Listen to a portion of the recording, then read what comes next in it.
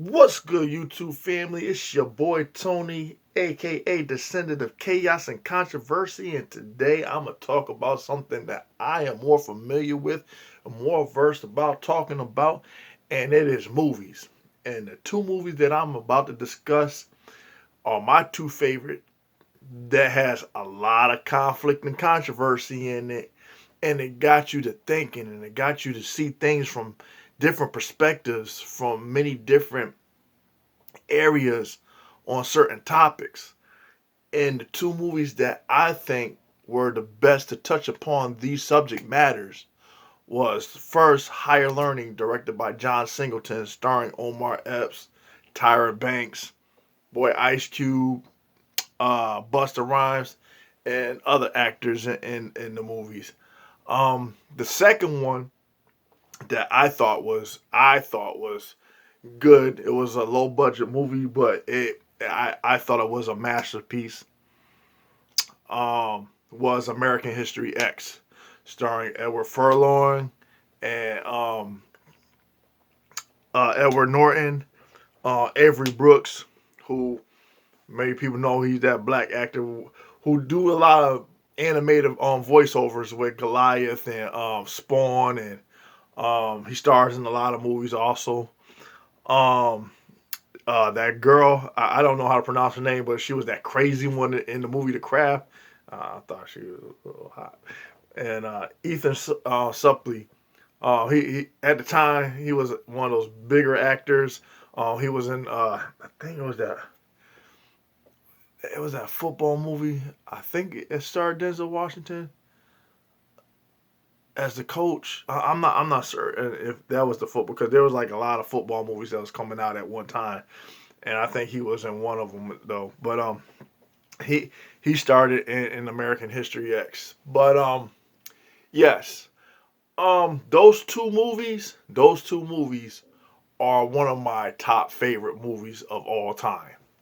Okay, Higher Learning. Okay, yes, the setting took place on the college campus, uh, Columbus, the institution of higher learning, and the basis, of course, yes, it had to deal with racism and how people were subjected to racism and the outlook on certain things that uh, we don't necessarily take notice in society, but all of those factors was condensed on this college campus. You had people that dealt with sexual identity. I think the actress's name is Christie's. I don't remember. But she was exploring her sexuality because she got raped at a frat party. You showed the difference between what was accepted and what was not accepted. How you had some of these college kids that basically broke up Ice Cube. His name was Fudge, and Busta Rhymes house party and stuff. And of course, they had to be the whistleblowers and call the campus security on them to break up their party. But yet, when some went down at the frat party where the girl got raped and stuff like that, and the dude who was the alleged rapist ended up calling Regina King. Yeah, she's another one. A black, you know what I'm saying? Oh, they went and checked that boy, but then college campus was in favor of the white college kids because they were fraternity and stuff like that, and they tried to push the stereotypes that the black people were thugs and all of that.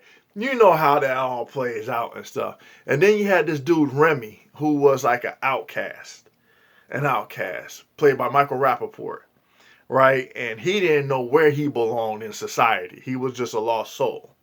So he was easily influenced, and I don't know who the actor's name is, but he was in Pitch Black. He was in Too Fast and Too Furious. Um, I think the movie was Paparazzi as well. Man, I don't know his name. I don't know his name, but he's also a good actor. I mean, he underrated, but I believe he's a good actor. Um, he was the influence to get Remy to join the little KKK squad, whatever, the neo Nazis and stuff.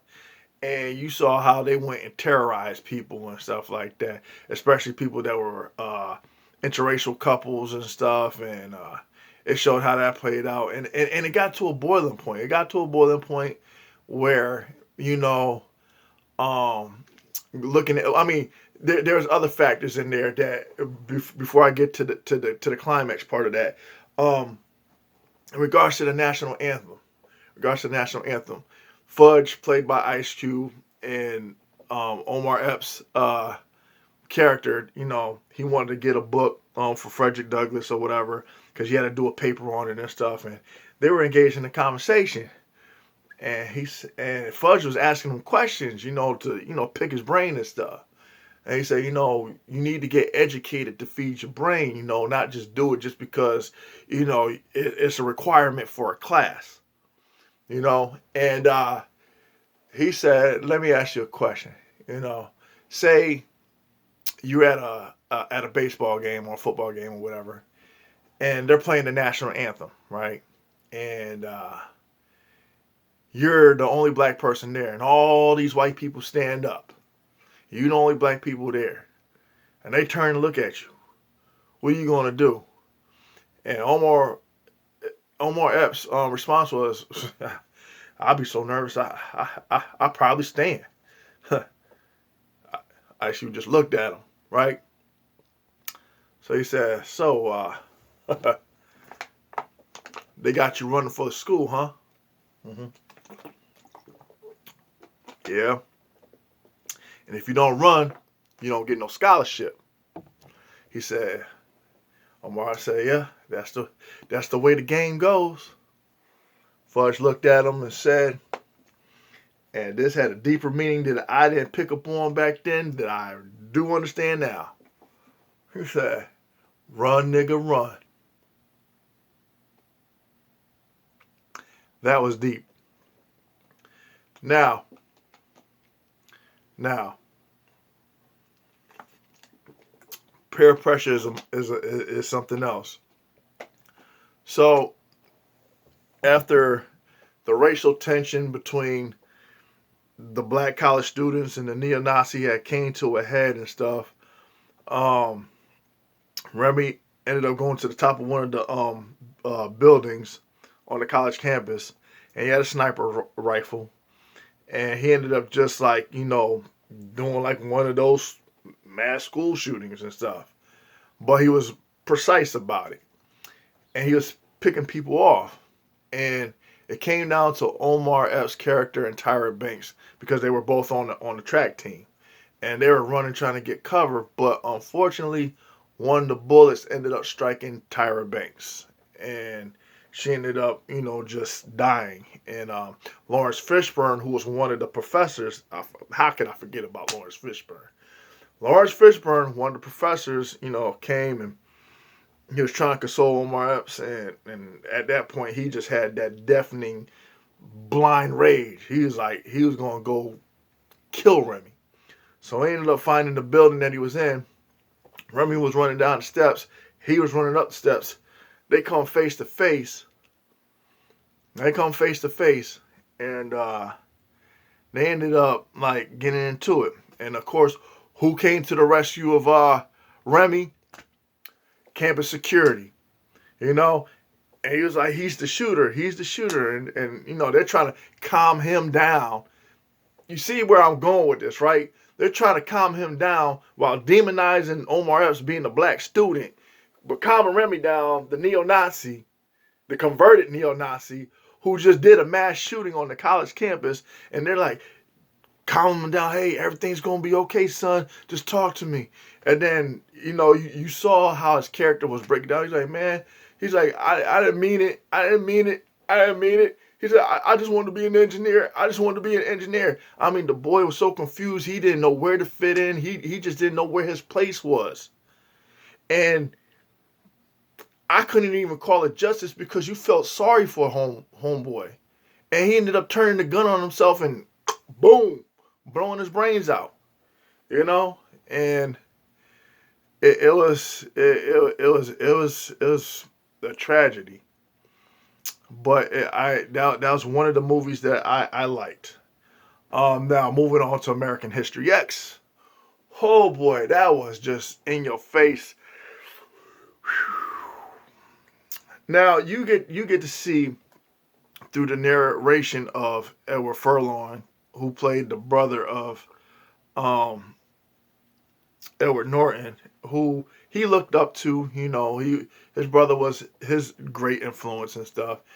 And it goes through the process of him doing a uh actually I got something wrong.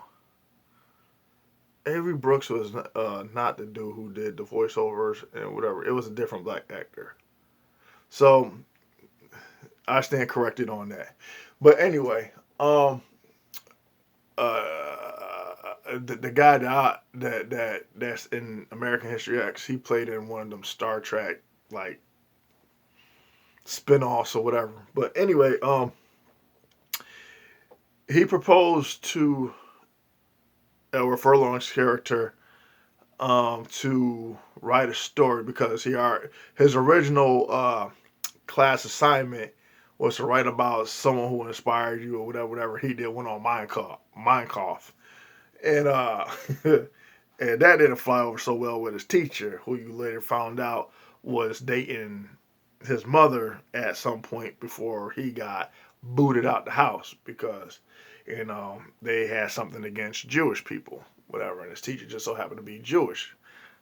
As what you took away from that segment, whatever, but you kind of understood where how people transition from just being, I don't know, like just, I don't want to say normal, but not tainted with hatred and stuff like that. And where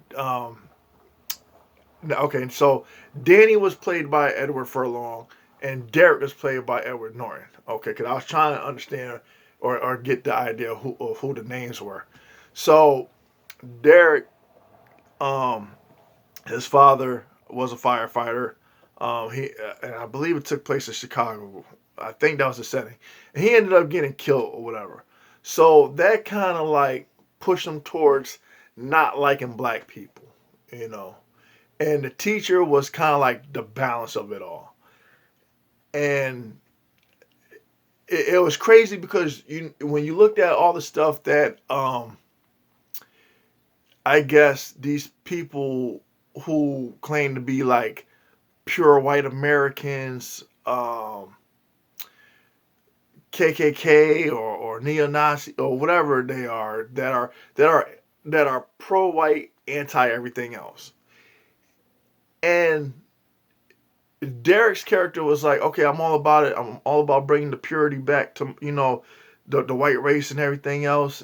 But when there was a particular incident that led up to him being incarcerated, when he ended up getting into a conflict with these dudes on the basketball court, and his side won, and the black people had to leave.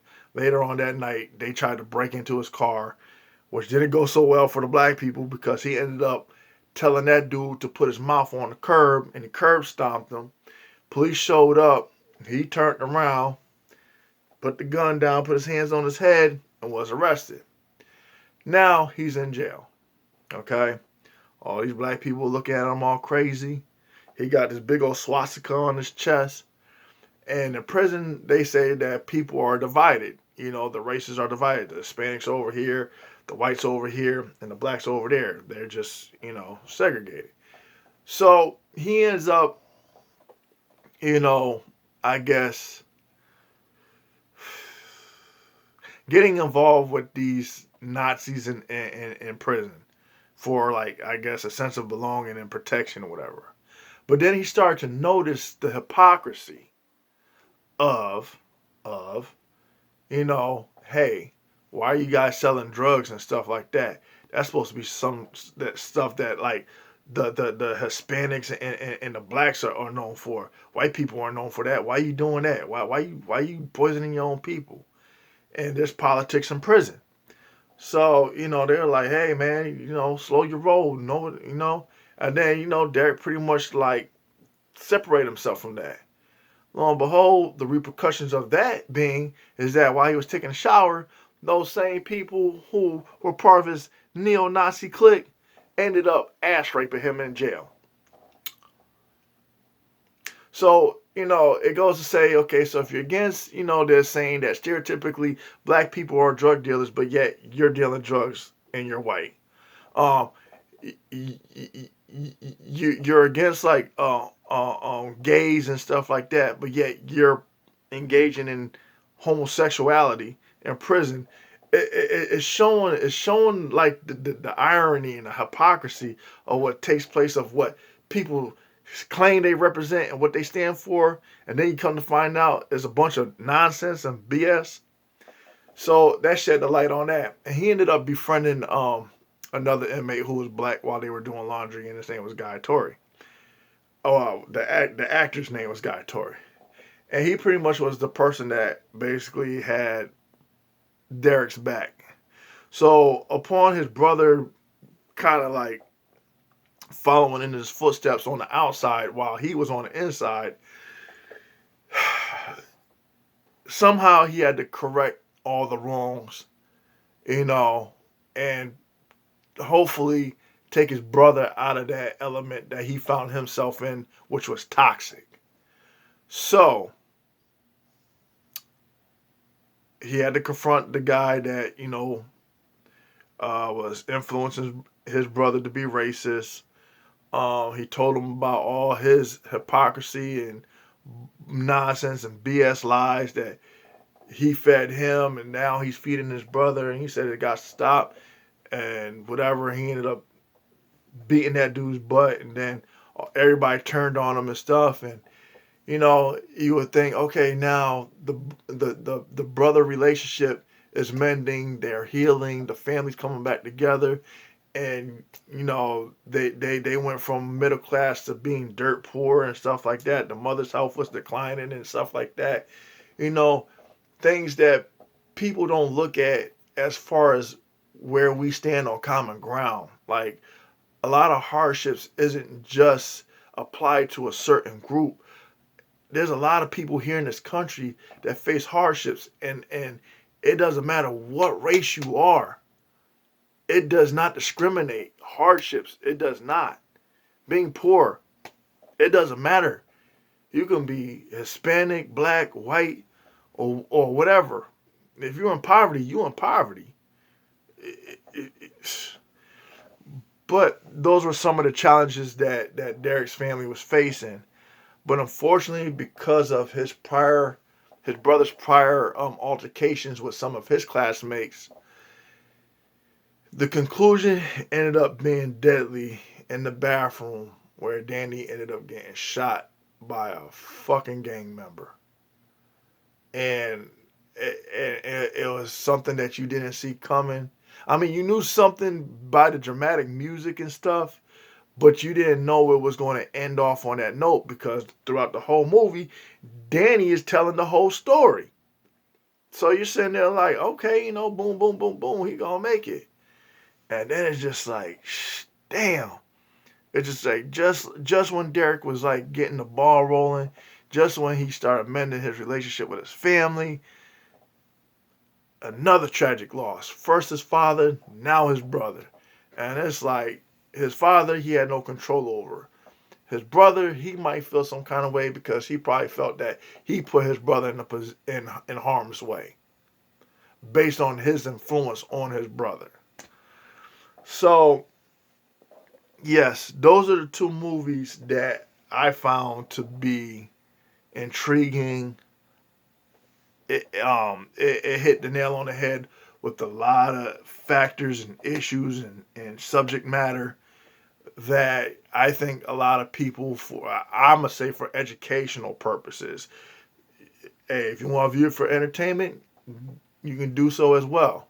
But for me, it was more of an educational purpose to like enlighten me on seeing things from different perspectives, and it kind of like gives you a more in-depth understanding as to why people go down certain paths in life or how they are easily influenced or why they are easily influenced, and what are the contributing factors to those influences, you know. But yeah. So yeah, check that out. Higher Learning was directed by John Singleton. American History X was directed by Tony Kaye. Higher Learning came out in 1995. American History X came out in 1998, I believe. And those are one of my top two favorite movies that kind of like hits a nerve. But that's all I got for right now. I said in one of my in my description, when you go to look up my bio, what my interests are, and I did say a lot of topics dealing with society, and my passion was movies and stuff like that. So now this is my opportunity. This is where I took advantage of this moment right here to talk to you guys about my movies and why I liked them and what they were about. Um, but until next time, until next video, you already know. Peace.